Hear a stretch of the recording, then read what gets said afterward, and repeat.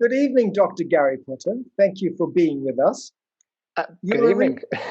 you're a reader in criminology at Lancaster University and one of the greatest authorities on cannabis cultivation in the UK. Could you perhaps give us just a brief history of the transformations in the UK cannabis market over the past 30 years?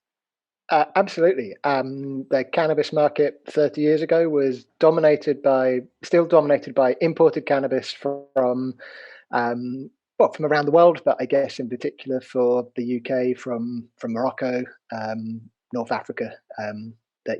Cannabis would be grown in less developed countries, for want of a better phrase, and then generally imported into Europe. And were there particular products or cannabis products that were for which there was a preference in the UK market? Well, back then, certainly there'd have been a lot more resin around than there is now. And then imported weed as well, for want of a better word, but much more resin. And then the sort of premium grade. I'm going to use the word skunk. I know a lot of people hate it. I hate it as well, but it's a useful shorthand. That premium grade herbal cannabis would have been a niche product. And then what we've seen across the last 30 years or so is an increase in domestic production. And that has two prongs to it. There's been more and more large-scale cultivation in the hands of growers that we might recognize as being part of organized crime to a greater or lesser extent, growing on a large scale. But also, and parallel to that, but taking off even more recently, would be the small scale growers, people growing for themselves, for their friends, maybe to sell a little bit because they can. But domestic production has been the trend. And then a move away from, we talk about the democratization of growing, so a move away from large scale producers to the end users self-producing. There's some numbers which are being bandied about the number of people who are growing. Can you tell us, what is the range that we can work with? I'm always very reluctant to get into numbers because people are secret about these things, and it's very, very difficult to put definite figures on these things. But you will get estimates going up into the sort of tens or even hundreds of thousands of people that are involved in growing cannabis.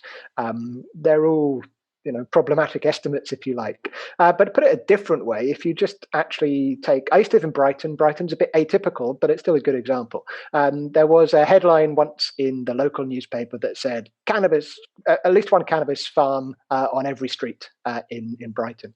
I don't think that was an exaggeration. Just from walking around, you could smell it. So we're seeing, if you think, well, actually, at least every residential street in a city like Brighton having at least one person growing their own cannabis, that is getting into the hundreds of thousands, maybe. Yeah, and that is probably an interesting indicator. I mean, the smell indicator. And I mean, prior to lockdown, you could say it has become not quite ubiquitous, but it's become a sort of a common phenomenon that you're able to smell cannabis being burned somewhere as you're walking around cities in many parts of the UK. Yeah, of course, we should recognise that a lot of people growing cannabis will be using their carbon filters in their grow tents, and they won't be emitting any smells. So the ones we can smell is still at the tip of the iceberg, if you like. You mentioned that's been a particular thing maybe since lockdown, and I'm in the middle of collecting survey data, the Global Cannabis Cultivation Research Consortium, and of course you'll remember that because you were part of the earlier part of that project. We're doing our follow-up global survey at the moment, and just some interim results that we talked about just the other week suggest that what was it? I think it was 11% of our respondents so far around the world report having started growing cannabis since lockdown. So it's not quite the same as saying they are growing because of lockdown. But that's quite a big uptick from what was already a sizable population of self-producers. Because I think there has been a sort of an impact on very many domestic activities, from baking to cooking elaborate dishes, and I think cannabis cultivation may very well be slotted in there. And that also sort of suggests this other trend, the social normalization of cannabis, which again has changed dramatically over the past 30 years. Absolutely. So I published an article in the Conversation just the other week that was looking at the reasons why domestic cultivation has not only expanded over the last 30 years, but seems to be expanding more rapidly. The trend seems to be increasing. And part of that is the availability of the equipment and the knowledge through the internet, but also the social acceptance of cannabis means more people are willing to do this. And part of that is the social acceptance, the normalization of recreational cannabis. But also along with that, we've got countries around the world, what are we up to? Well over 50 that have legalized cannabis for medical purposes, but more and more countries, Canada, Uruguay, and more states in America legalizing cannabis for markets for recreational purposes. So even in a country like the UK, where the policy hasn't changed much, that sort of looking abroad to see what has changed, and that sense that it's culturally more acceptable, more tolerated, more normalized, both mean that the pool of people willing to engage in cultivation is greater than it ever has been. And there are now a myriad of supply sources because you've got so many growers. I mean, you shy away from giving us a number that other organizations haven't been. And I think, according to various police forces, isn't there 900,000? I remember reading somewhere 900,000 cannabis growers in the but with that, there must be a whole new range of cannabis products that are available. And you mentioned in the 30 years ago, what you would get is either herbal cannabis or resin, also known as hash. But what about today? So today, I mean, actually, if we go back 10, 15 years, when the trend towards domestic cultivation was already well established, certainly all of the UK media would have been reporting, and indeed policy discussions, political discussions, would have been talking about skunk, would have been talking about how premium sinsemilla cannabis grown in ideal conditions would be dominating the market. And that was normally pitched as this stuff is all super strong and is likely to cause schizophrenia. We know, of course, that a lot of that is rubbish. Both of those things are rubbish. Lots of people grow because they want less strong cannabis, because they want a more nuanced, that they grow for their own specific specifications, their own particular preferred high, or people, of course, also growing for medical use, so their own product that would best suit their medical conditions. So you've got a huge range of herbal cannabis that is premium, of which skunk as a catch-all term does a massive disservice as to what's really going on there. But then, of course, you've also got people doing other things with what they are growing. And again, even 20 years ago, you had people making their own pollen. You had people cooking with their homegrown cannabis, making alcoholic or non-alcoholic cannabis beverages. But more recently, you've got this trend towards what's sometimes known as shatter, which is a particularly potent, I guess, refined solid form of cannabis, using complicated chemical procedures that I don't fully understand. But you've got all of that. You've got people making sweets out of cannabis. You've got people making tinctures out of cannabis, particularly on those who are growing for medical use or growing to supply other people for medical use. And there's a whole sort of charitable, cooperative side to things as well. They know what they're doing, not just in terms of growing the product that is best suited to the consumer's needs, but also preparing that in all of these wonderful different ways. It's crazy out there, but it's quite exciting. And one thing that I'm always interested in, I mean, you already touched upon the different strains that are available and the premium strains, premium cannabis. Is there this emergence of a connoisseur market? Oh, definitely. I mean, I think to an extent, there's always been a bit of a connoisseur market, but in the UK, in previous parts of our cannabis history, you were, of course, limited to what was available. But of course, if you went to the Netherlands or if you went to Christiania in Copenhagen, there was always, the stalls and the coffee shops were always selling lots and lots of different types of cannabis. And each one of them would have its own peculiar combination of cannabinoids, its own particular high, its own particular flavor, its own particular smell. And now people are able to not just grow their own, but to pick different seeds, to adjust the growing conditions. People like to both grow and buy a variety of different things. Connoisseur is absolutely an appropriate word for lots of people who use cannabis. The interesting thing, I think, is also that this trend, this development, throws an interesting reflection on what existed in the past, namely that under rigid prohibition, the consumer was entirely disempowered. And as you said, they had to settle for what was available. So the power was in the hand of the supplier. And this has changed now. Yeah, I mean, this might be part of this idea of the democratization. It's not just that the user is claiming the market back from the more traditional type of dealer organized crime stereotype, if you like, but also the user is be able to shape the product that they want. It is increasingly a demand-led market rather than a supply-led market. Right. And why don't you like the term? Well, you've already explained you don't like the term skunk. What would you like to replace it with? Well, every different variety has its own name. So it would be nice sometimes to just recognize that. But that's probably unrealistic. I mean, particularly for the media, they like to have some kind of catch-all term. But skunk has come with a lot of baggage because of the way it's been used in the media. I mean, skunk originally was a specific strain of cannabis, and it was one of the early ones to be widely adopted by domestic growers. But it's picked up a lot of baggage over the years, and it's become shorthand for super strong and associated with alleged concerns about mental health problems, schizophrenia, whatever. And sections of the media, sections of the political debate still use the word skunk in a negative way, in a way that implies this is somehow bad. Perhaps in the same way that crack has a lot of baggage, Right. whereas really it's not that different from cocaine, but that's a discussion for another time.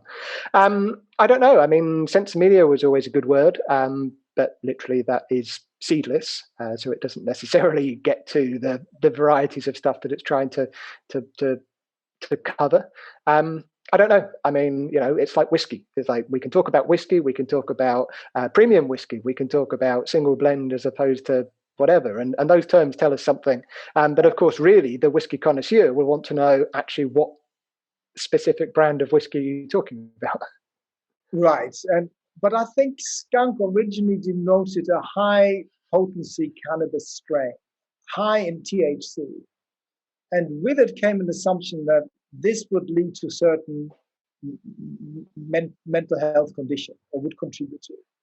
And I think now the understanding is that actually this has nothing to do with the THC itself, but the balance of the various cannabinoids. So if you have, for instance, I mean, just a good balance of THC and CBD, then regardless of THC strength, the impact on mental health of the consumer is not that devastating. So I think, yeah, there should be a reassessment of that. And maybe the term should be debunked altogether, as you propose, as it has no positive or no, it doesn't help us understand the subject we're talking about.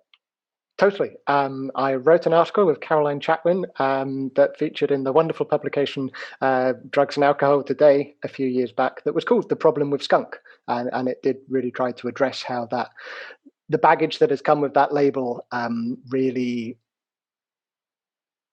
doesn't help a nuanced, meaningful discussion about either cannabis itself or who uses it or why they use it or what negative side effects there may be, because of course sometimes there are.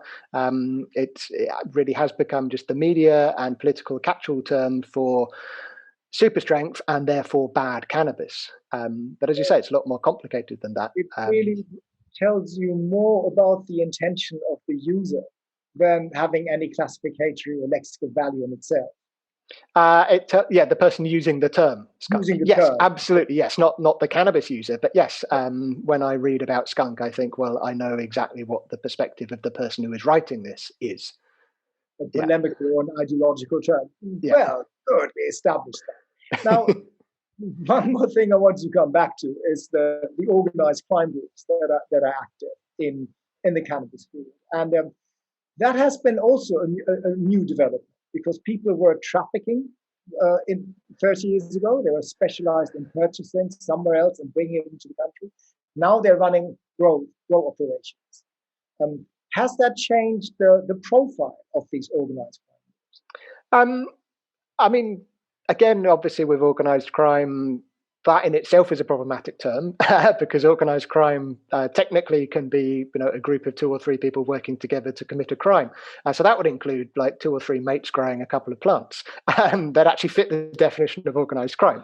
If we think more about the stereotypical idea of what organised crime is, then yeah, I mean, we can say, I guess, that you do have the people that would previously have been involved in smuggling may well be involved in domestic cultivation instead, because it's more profitable, because it's less risky, because it's quicker turnaround, all of these different reasons. But a lot of normally, I guess we'd use the word organized crime in relation to cannabis growing, really a shorthand for anyone growing on a large scale. But actually, the people growing on a large scale include people who are not involved in any other type of crime, who are not otherwise matching the stereotype or the label organized crime.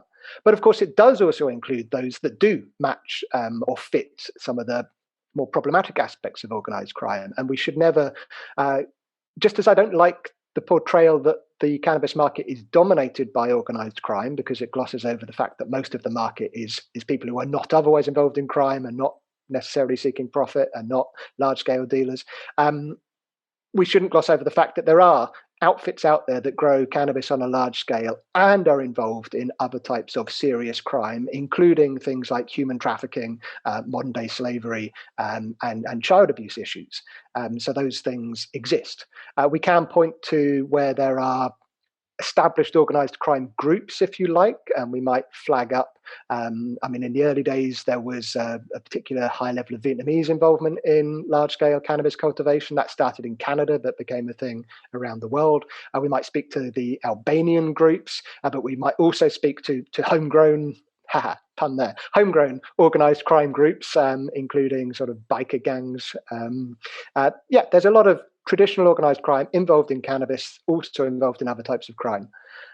There's also a lot of people involved in large-scale cannabis cultivation that are not otherwise fitting the label of organized crime. It's really good to make that distinction. Yeah. I think I was also going to ask you if the term organized crime was useful, but you already deconstructed it early on. You just anticipated that. But there are a whole sort of range of advantages we can gain from normalizing the cannabis market. Can you just sort of elaborate, because you obviously advocate cannabis reform, policy reform. What are the benefits you think we can reap from it? Well, if we look at the illegal market and then think, I mean, to me, it's about harm, basically. What are the harms involved with cannabis? Well, we may point to the actual direct potential harms of consumption, and we may recognize that in some cases, cannabis use can be related to mental health problems. Of course, smoking anything can be related to physical health problems, and those harms are legitimate. But actually, a lot of the harms around consumption are more about people not knowing what they are smoking, not knowing the strength, not knowing the purity, not knowing if there are adulterants. And of course, in a regulated market, you would know what you were getting, and there would be standards, and there would be health checks and all kinds of things. So actually, the product itself would be healthier in a legal market. Then we can also recognize that other harms related to the illegal market include things like fires or flooding that happens when people are growing indoors and the electrics or the irrigation system goes awry. Again, in a legal market, you could much better regulate, monitor what people are doing. People would also not need to feel the need to hide, so they wouldn't be adopting risky shortcuts. They wouldn't be stealing electricity necessarily. They wouldn't, lots of things there. We can recognize that the most severe harms related with the cannabis market as it is are those harms related to organized crime. Are those harms where organized crime impacts on, well, I mentioned people trafficking, I've mentioned child abuse, the fact that organized crime also leads to corruption, relates to other types of crime, has a negative impact on the economy.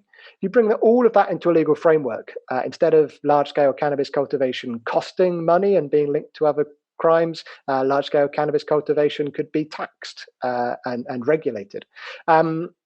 It's sort of like the alcohol market. I'm not saying there's not, there clearly is harms related with people drinking and then getting into fights. But if you actually look at the people that produce alcohol, they compete with each other by having better pricing systems or whatever. They don't compete with each other by committing violence against each other.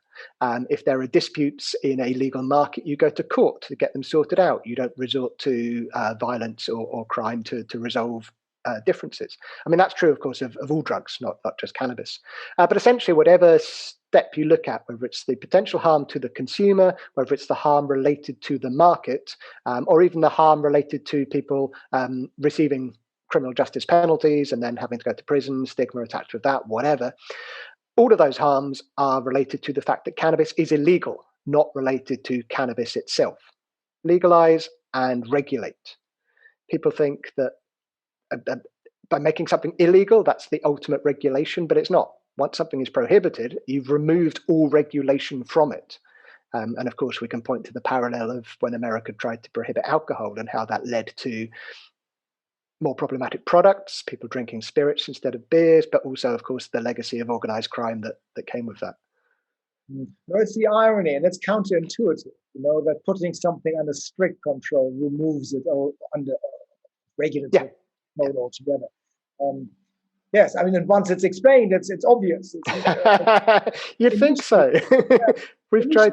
Yeah, that's good. Oh, okay. I mean, you have been advocating policy reform for a long time, and you're an academic. I just wanted, as a final question, what do you think the academic community can contribute to bringing about policy change? Well, what we hope to contribute, certainly the academics that I know, is a genuine objective evidence base. So I'll mention again the project I'm involved in, the Global Cannabis Cultivation Research Consortium. We're running our International Cannabis Cultivation Questionnaire.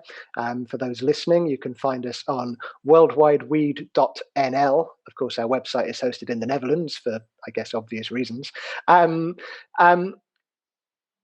idea is that actually too much of policy is based on stereotypes that are not actually at all related to the truth. There is, perpetuated myths that people involved in cannabis are criminals, etc. Our starting point is actually let's get the real evidence of what's going on there. For example, the assumption was always that people growing their own cannabis are just trying to grow really strong stuff so they can get really totally off their heads, whereas we've shown that actually lots of people are very deliberately trying to grow more nuanced, more balanced combination of cannabinoids, as we discussed earlier. There was always a stereotype that people growing cannabis are probably involved in selling and in other types of crime, whereas our research has shown that the vast majority are not involved in selling. Often the motivation or one of the motivations for growing cannabis that is often reported is actually that people don't want to have contact with criminals. They don't want to fund criminals. They actually commit crime to avoid supporting real criminals. For academics, I think that the key point is let's get objective evidence.